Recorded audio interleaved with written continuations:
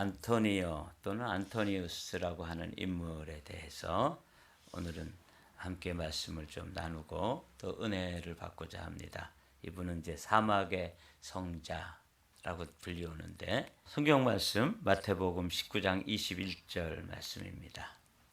한 목소리로 받들어 읽겠습니다. 시작. 예수께서 이르시되 내가 운전하고자 할진대 가서 내 소유를 팔아 가난한 자들에게 주라. 그리하면 하늘에서 보화가 내게 있으리라. 아멘. 오늘은 성 안토니우스 또는 이분은 아주 훌륭한 분이어서 후에 이제 안토니 더 그레이트라고 불리우게 돼요. 251년에 태어나서 356년까지 약 105살을 살았던 그런 사막의 성자입니다. 여러 가지 이름으로 불리우고 있어요. 성 안토니우스, 대수도원장 안토니우스, 이집트의 안토니우스, 사막의 안토니우스, 은자 안토니우스.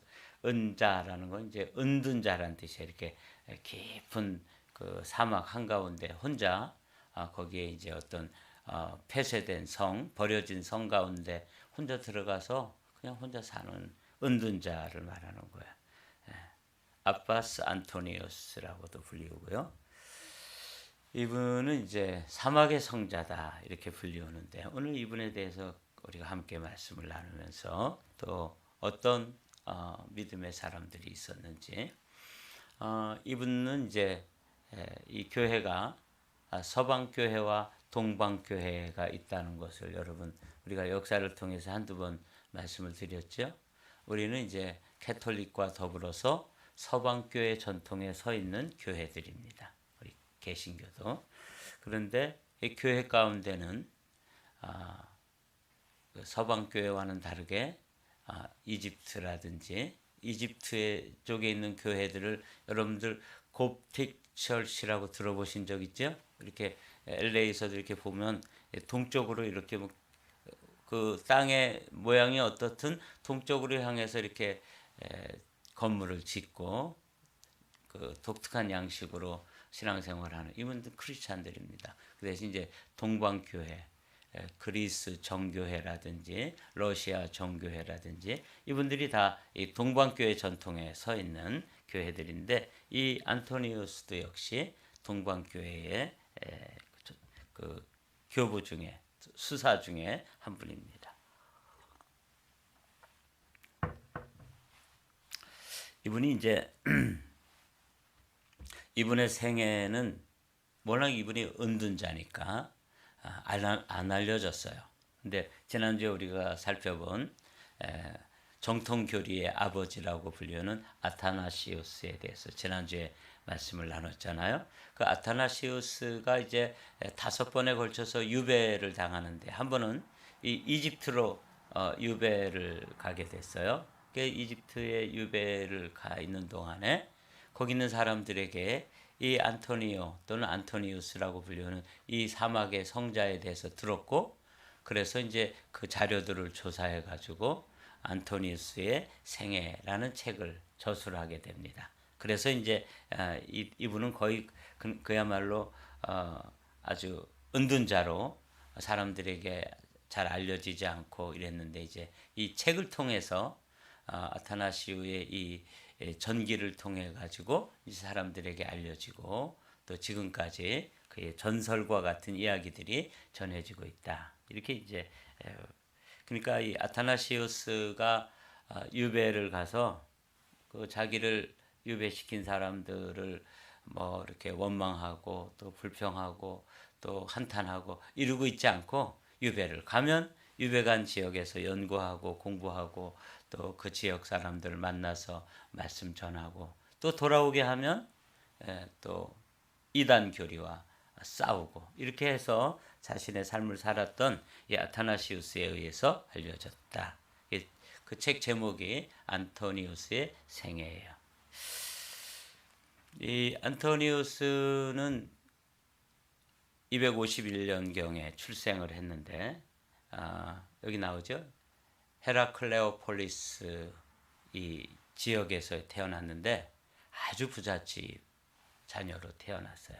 그런데 한 18살 경에 그, 그 부유한 가정의 아버지 어머니가 이제 다 돌아가시게 되고 두 오누이만 남게 됩니다.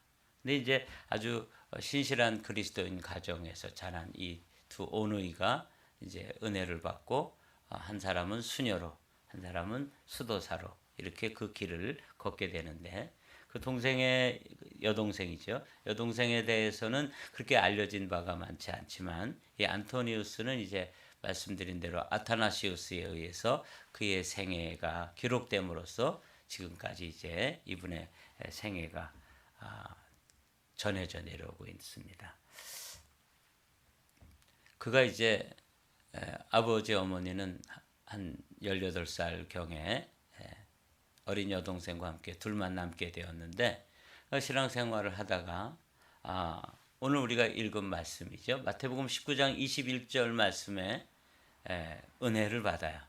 은혜도 잘 받아야 될 것 같아요. 여러분 제가 이 말씀 이렇게 보면서 이분은 내가 온전하게 되려거든 또는 내가 완전한 사람이 되려거든 가서 너의 재산을 팔아 가난한 이들에게 주어라. 그러면 내가 하늘에서 보물을 차지하게 될 것이다. 그리고 와서 나를 따르라 하는 이 말씀에 아주 온전히 순종하는 거예요. 그래서 그의 그 부모님에게 그 유산으로 물려준 땅이 한 30만 평 정도 됐대요. 300헥타르 정도 되는 거죠. 그러니까 뭐 30만 평이면은 뭐 그야말로 영주 아니에요. 뭐 우리 나라에서 이제 부자 그러면 어떤 식으로 표현하죠? 옛날에 우리 할아버지 땅을 그 동네 사람들이 밟지 않고는 우리 할아버지 땅을 통과하지 않고는 동네를 다닐 수가 없었어. 이제 이게 보통 이제 부자들의 척도잖아요. 쌀을 뭐 몇 섬지기였다. 그 다음에 무슨 뭐 이렇게 땅이 얼마나 넓었다. 이런 게 이제 그게 척도인데 이분도 약 30만 평 정도의 땅을 사람들에게 다 나눠주고 또 나머지는 또 팔아서 가난한 사람들에게 나눠줄 수 있는 기금으로 이렇게 내놓고 그냥 자신은 운둔자의 삶을 살게 됩니다. 물론 여동생을 위해서 맨 처음에는 조금 걱정을 해서 조금 남겨뒀다가 내일 일을 위하여 염려하지 말라. 내일 일은 내일 염려할 것이요 한날 괴로움은 그날의 족하니라 하는 말씀을 또 듣고 그조차도 이제 내려놓았다 그래요. 그래서 그 여동생도 이제 수녀원으로 들어가고 자신은 그 수도원에 들어가서 이렇게 같이 공동생활하는 게 아니라 이 은수자라고 하는 거는 은둔 수도를 하는 거예요. 그래서 자기 혼자 사막에 고립되어 가지고 이제 들어가서 사는 아주 최소한의 그 음식만 먹고 하루에 한 끼라든지 이틀에 한 끼라든지 이렇게 해서 이분은 빵을 6개월치를 그러니까 뭐 마른 빵이었던 것 같아요. 그리고 사막에서 이제 보관이 오래되니까 6개월치 이렇게 싸가지고 들어가서 뭐 3일에 한 끼도 먹고 소금하고 빵만 가지고 물만 가지고 이제 105년을 살았던 것이죠. 그러니까 좀 뭐 우리로서는 흉내내기 힘든 그런 수도의 삶을 살았습니다. 이분은 이제 말씀드린 것처럼 은둔 수도자였다 하는 걸 여러분 은수자 이렇게 부르더라고요. 안토니우스는 문명과 완전히 단절된 채 사막 한가운데 들어가서 아주 금욕적인 삶을 살았던 것으로 유명합니다. 그래서 이제 한 곳에 들어가서 13년을 지내다가 잠깐 나왔다가 또 더 깊은 곳으로 들어가. 왜냐하면 사람들을 자꾸 이분이 이제 깊은 기도를 하니까 이분 통해서 치유도 나타나고 또 이분이 이제 한마디 이렇게 툭 던져주면 아주 금과 옥조와 같은 그런 그 금원들을 이렇게 교훈으로 받을 수 있으니까 사람들이 몰려 들었던 거예요. 그래서 또 그 사람들을 피해서 버려진 성체로 들어가서 또 20년을 지내게 돼요. 여기 나오죠. 나일강 유역에 있는 로마의 오래된 버려진 요새 약 20년 동안 엄격히 폐쇄된 채 생활을 했다. 이때 이제 이분이 이렇게 은둔자로 이렇게 살아가게 되니까 그 마귀들이 예, 아주 어마어마한 유혹을 하고 또 어떤 때는 아주 예쁜 여인으로 나타나기도 하고 그래서 유혹하고 때로는 아주 뭐 무시무시한 그런 그 동물들 또 사나운 짐승으로 변모되어 가지고 공격하기도 하고 굉장히 많이 이런 영적 싸움을 싸웠던 것 같아요. 그래서 이 유령들이 야수들, 늑대들, 사자들, 뱀들, 전갈의 형태로 나타났다. 그러니까 이제 기도하려고 그 사막의 한가운데 들어가 있으니까 사실은 좀 우리도 이렇게 뭐 아주 그 고독한 곳에 혼자 이렇게 외로워 있으면은 이 두려움이 엄습하잖아요. 근데 이제 거기에 그런 그 마귀의 역사가 이렇게 각종 짐승들로 그리고 어떤 때는 아주 요염한 여성의 모습으로 나타나서 그렇게 이제 유혹을 하고 그렇게 시험을 했던 것으로 기록되어 있어요. 이게 이제 아타나시우스에 의해서 이제 들었던 것과 사람들에게 전해져 내려오는 이야기들을 잘 적어서 정리한 것이죠. 또 어떤 때는 길에서 이제 은쟁반 같은 거를 발견해서 아니 여기 사람이 살지 않는 곳인데 웬 은쟁반이 있을까? 그래서 이건 마귀가 나를 유혹하는 것이구나. 그리고 이제 우리식으로 하면 예수님으로 이렇게 예수님의 이름으로 명령했더니 은쟁반이 그 불길에 뭐가 사라지듯이 그냥 휙 사라지기도 하고. 그래서 여기 나오죠. 악마야, 나를 유혹하고 나를 속이려 하는구나. 하지만 너의 힘으로는 그럴 수 없을 것이다. 그가 이렇게 한번 말하자 그 은쟁반이 흔적도 없이 사라졌다. 이게 이제 경험했던 유혹을 이겨냈던 그런 그 일화예요. 때로는 이제 금덩어리가 막 수북히 쌓여 있고 그래서 이제 또 그것도 동일한 방식으로 명령했을 때 이것도 이제 흔적도 없이 사라지게 되고 이후에 그가 이제 한 꿈을 꾸게 됩니다. 근데 이제 세상에는 지금 은쟁반의 덫 또는 금덩어리의 덫, 금덩어리 이렇게 쌓여 있는 그런 것의 덫이라든지 또는 뭐 어떤 그 음란한 유혹이라든지 또 공포스러운 두려운 유혹이 각종 유혹과 덫이 이렇게 있는데 내가 이거 어떻게 이길 수 있겠습니까? 이렇게 꿈속에서 하나님께 이야기했을 때 하나님께서 그에게 들려준 음성이 뭐냐면 겸손은 더없이 그것들을 피하게 될 것이다. 그래서 겸손하면 그런 것들 다 이겨낼 수 있다. 이렇게 말씀해 주셨다는 거예요. 이런 것들은 이제 우리가 이제 얻어야 되는 것이죠.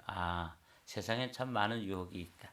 그래서 이제 PRP를 좀 빼주시고요. 이게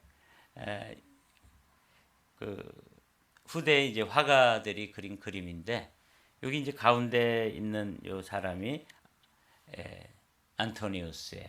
그리고는 그 마귀들이 이렇게 온통 들러붙어 가지고 그냥 협박도 하고 또 위협도 하고 또 유혹도 하고 막 이렇게 했던 것을 이제 그림으로 이렇게 그려놓은 거예요. 사막 한가운데서 그 누구죠? 이 안토니우스를 이렇게 유혹했던 것을 이렇게 그림으로 그려놨더라고요. 이게 이제 그가 꾸었던 꿈인지 하여튼 온갖 유혹들과 덫이 있는데 세상에 그 덫을 어떻게 이길 수 있습니까? 했을 때 겸손히 이길 수 있다.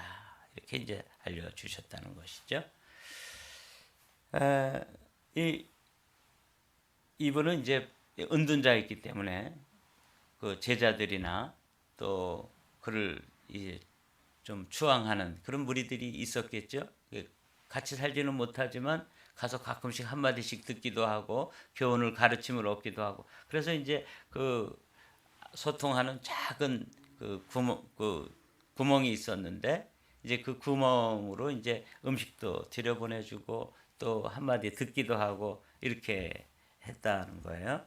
그래서 그분은 이제 은둔 수도를 하기 때문에 누구도 들어오는 것을 허락하지 않고 그저 많은 양의 마른 그 빵을 가지고 들어가서 그저 조금씩 먹으면서 살았습니다. 지금도 이제 이분이 이제 은둔 수도를 하던 자리에 세계에서 아주 유명한 이집트의 그 수도원이 있어요.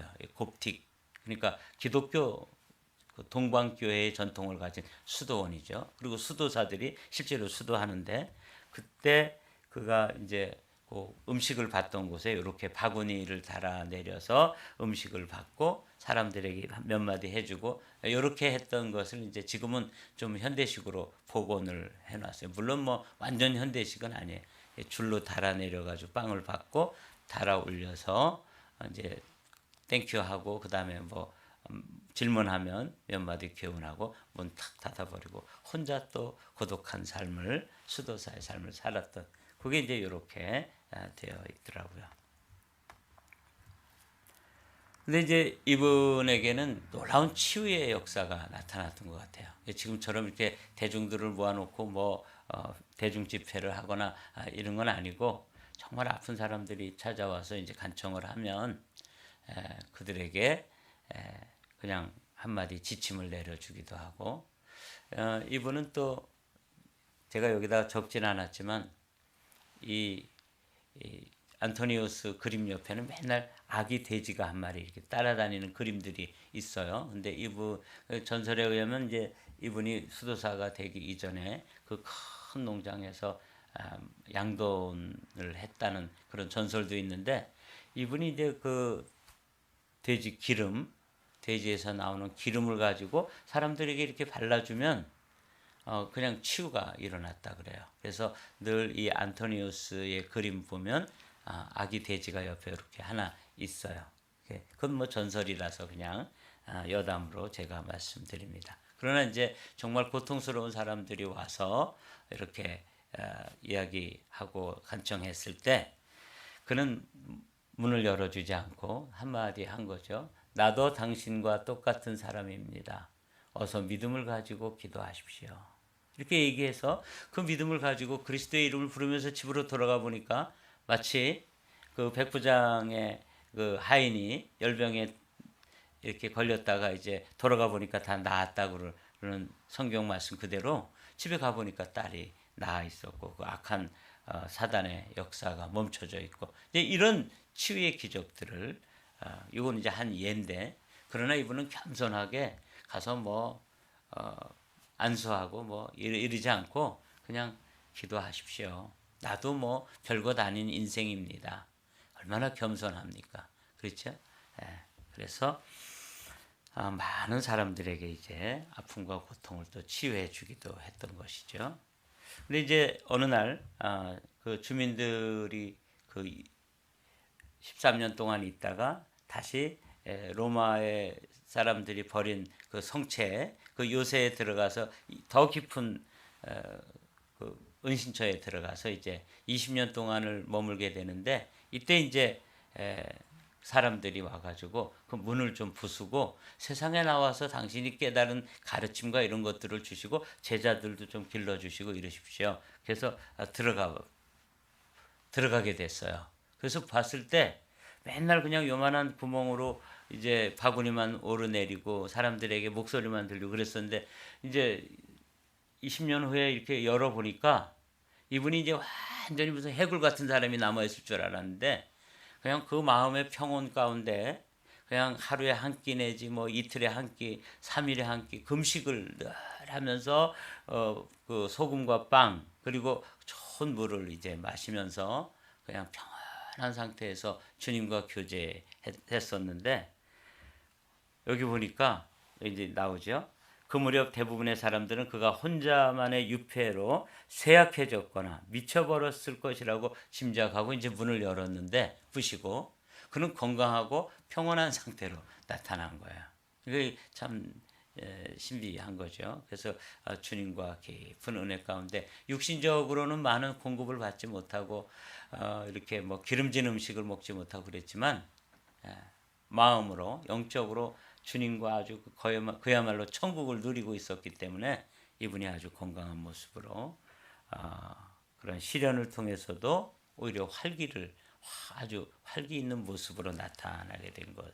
이게 이제 사람들을 놀라게 했던 것이죠.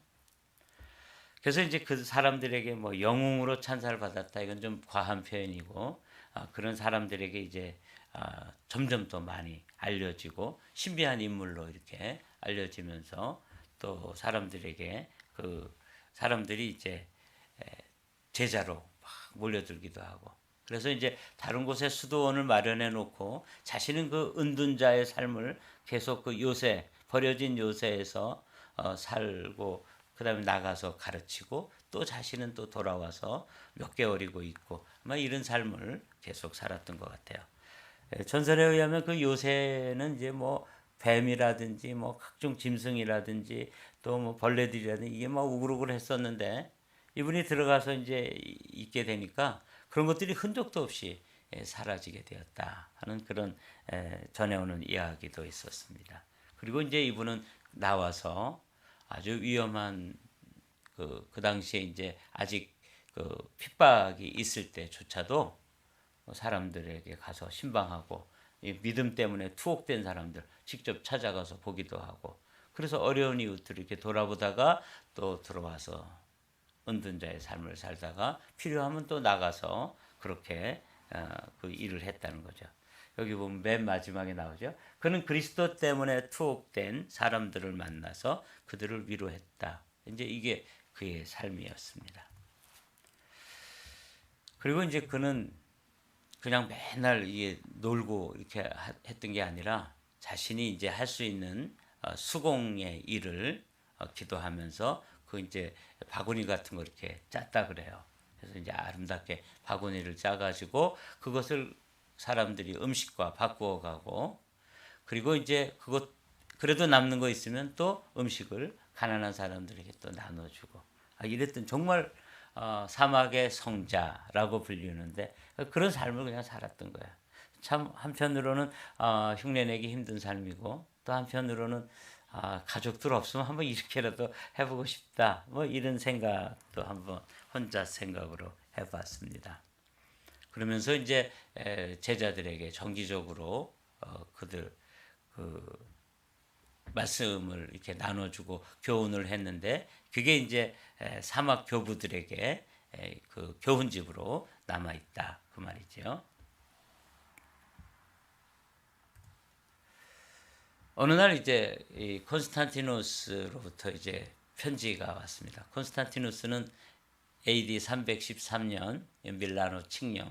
우리는 역사를 조금 들어서 이제 그 정도 뭐 숫자를 다 기억하지는 않지만 AD 313년에 그 로마의 박해가 끝나고 이제 기독교를 공인하게 되는 그런 그 칙령을 황제가 내렸는데 그걸 이제 밀라노 칙령이라고 부르죠.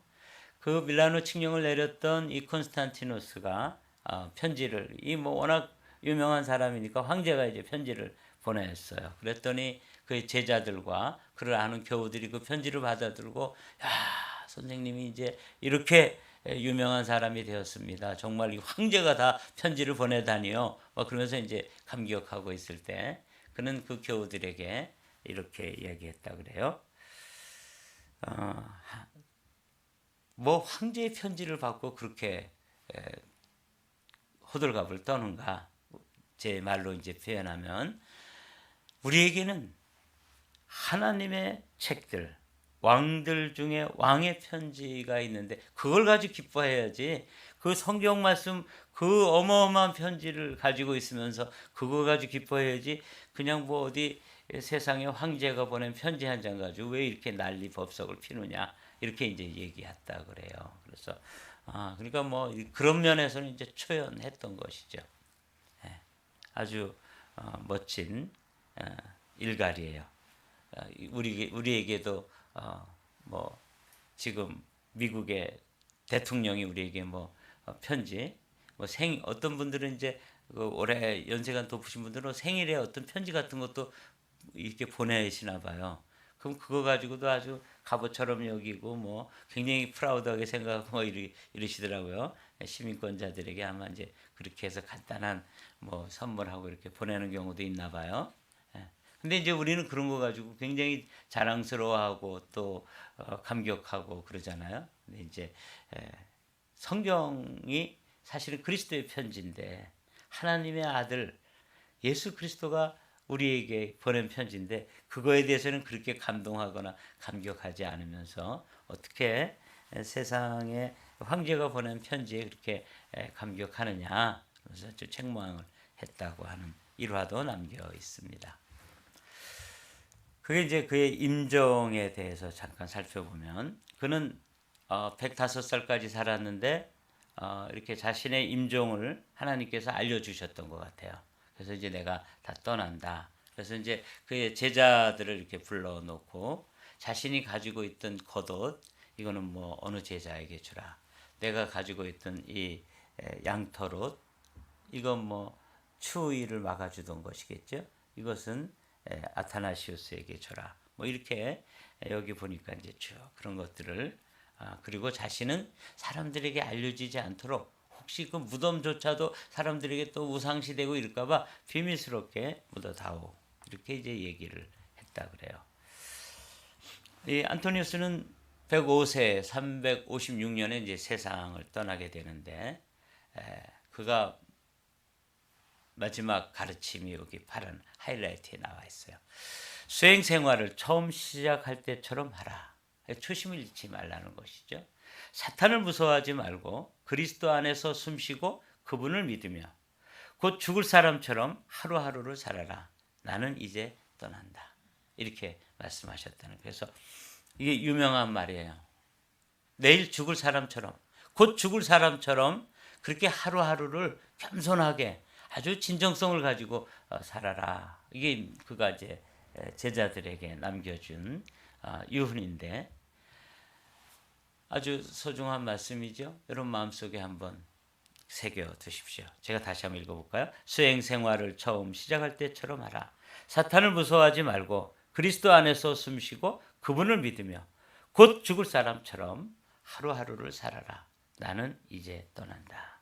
이게 이제 105살이 된 안토니우스가 제자들에게 남긴 말씀이에요. 그리고 이제 그거는 무덤이 이제 숨겨졌었는데 나중에 이 무덤이 찾아져서 알렉산드리아로 옮겨졌고 또 나중에 콘스탄티노플로 옮겨졌다 하는 이야기고 지금은 이제 그의 무덤이 있는 것이죠. 그리고 이제 사진을 조금 그냥 보고 오늘은 마치겠어요. 지금은 이제 그때로부터 그 제자들이 이 은둔자의 그 생활하던 그 요새를 이제 그 수도원으로 만들어서 거기서 지금까지 1700년 동안 그 동방교회 수도사들이 수도하는 수도원을 잠깐 보도록 하죠. 여기 이제 외벽입니다. 어마어마. 이게 이제 왜 이렇게 했나 이렇게 제가 강의를 들어봤더니 이 사막 한가운데 있는 이 여기에 많은 외적들이 침입해 와가지고 막 초토화시키고 또 그런 피해를 입었더라고요. 그래서 아주 견고하게 성을 쌓았는데 이제 1700년 동안 지금 유지되어 지금 이게 외벽이고요. 이게 이제 입구입니다. 지금은 예전에는 여기 이제 혼자 들어가 살았는데 지금은 이렇게 종탑도 아주 거창하게 해놓고 지금도 들어가는 것은 쉽지 않은 것 같아요. 그런데 이제 한국 이런 성지를 이제 탐사하는 분의 영상을 잠깐 봤는데 굉장히 환대를 하더라고요. 아주 수염이 이렇게 난 수도원 원장이 특별히 한국에서 온 방문자들에 대해서는 아주 환대를 하는 것 같아요. 기독교 형제로서 이게 이제 그 모습이고요. 이게 이제 식당.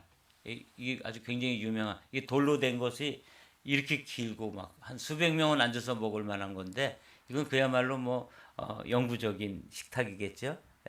돌로 깎아진 식탁이 지금도 남아 있다 그래요. 그리고 이제 여기가 그런 큰 수도원 말고 그 수도원에서 또 높은 곳에 올라가면 이제 이분이 안토니우스가 들어가서 기도하고 거기 숨어 있던 거기서 이제 기도하고 거기서 수행하고 그랬던 그 동굴이 있는데 거기에서 나오는 샘물이에요. 그래서 이제 전승에 의하면 샘물이 있는 곳에다가 동굴을 만든 게 아니고 동굴에 들어가 있는데 이 샘물이 터져 나왔다. 이제 이렇게 또 신비한 전승도 있더라고요. 이게 이제 그 안토니우스가 수도한 동굴 입구, 요 조그만 입구로 들어가서 이제 아무도 못 들어오게 하는 거죠. 그래서 자기 혼자 기도하고 수도하고 뭐 금식도 하고 이렇게 하고, 여기 아까 본 그 샘물 요거 이제 마시고 이렇게 105살이 되도록 그 수도의 삶을 살았던 은둔자. 그래서 그는 사막의 성자. 이렇게 이제 아타나시우스가 그의 생애를 기록함으로써 세상에 알려지게 된 사람이다. 그게 이제 동굴 입구와 또 내부의 모습이에요. 오늘은 여기까지 함께 말씀을 나눴습니다.